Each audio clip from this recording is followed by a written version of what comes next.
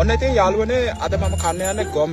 ගොඩක් දෙනෙක් මට කියලා තිබුණා ගොම එක්ක සීනි කන වීඩියෝ එකක් කියලා. ඔන්න sugar cup එකක් මං ගෙනල්ලා තියෙනවා. ගොම ගෙනල්ලා තියෙනවා. මෙතන ඉන්න අපේ මිසිස් රත්ති. රත්ති තරහ ගිහිල්ලාද දන්නේ නැහැ. මේ වෙලාවේ ඩිස්ටර්බ් කරන එක හොඳ නෑනේ. හරි. අපි ගොමත් එක්ක සීනි ඉවර වෙනකන් කමු.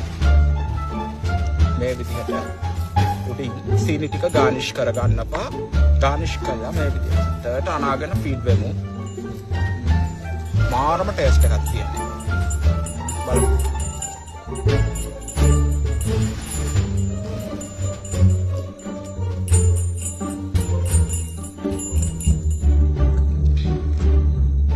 කනෝද? ඒක පුග්ගන් දෙනවා මාරම රොමැන්ටික් ස්මෙල් එකක්. අත්තටම මේක ෆ්‍රීස් කරලා අරගෙන කාලා බලපල්ලා අයිස්ක්‍රීම් එක වගේ වෙනවා.